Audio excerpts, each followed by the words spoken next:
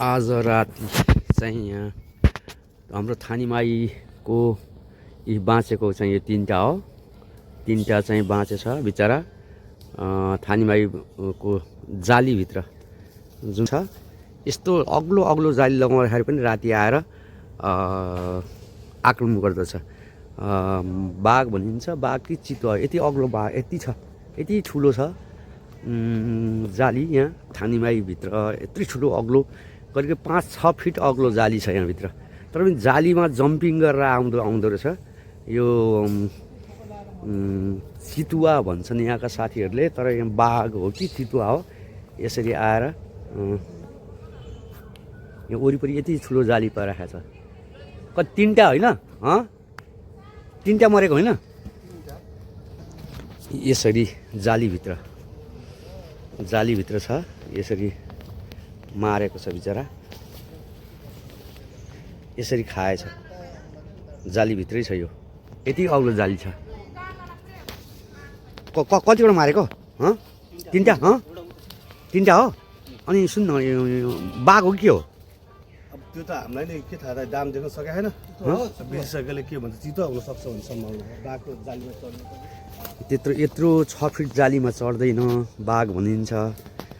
तर यो चितुवा यसरी चाहिँ पछाडिबाट खाएको छ। यसरी छेउ कर्नरमा ल्याएर जालीको कर्नर छ यहाँ, यत्रो एउटा यो हो। र तीनटा चाहिँ एकदम यहाँ यसरी घिसाएर छ। यो हरिण चाहिँ एकदम आउने जाने एकदम यहाँ सायद खेदेको होला, पुरा चाहिँ पाइला छ।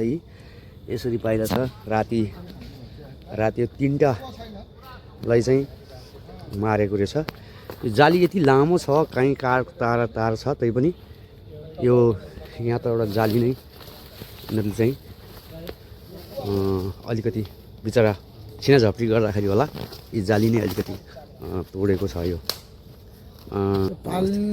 एउटा चाहिँ यहाँ छ, एउटा तीनटा यसरी तीनटा छ। यसरी एउटा यहाँ यसरी पछाडिबाटै खाँदो रहेछ, विशेष गरी यसको पछाडिको भाग खाँदो रहेछ। ठुलो छ यो त, रातिको समय भनिन्छ। यति तारको जाली छ, यो नागेर आएर तीनटा यसरी एकदम अग्लो 5-6 फिट जाली छ यहाँ, एकदम बलियो छ। कसरी जम्पिङ गरेर आयो यो चितुवा अथवा बाघ।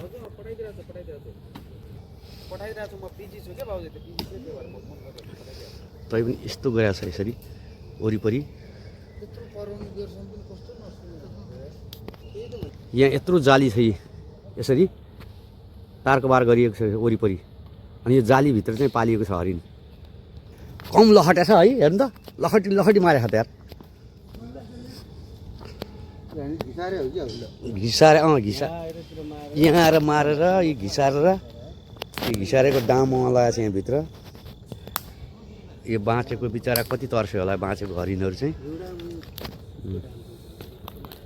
बाँचेको चाहिँ यो चाहिँ पनि जालीभित्र छ, कुनामा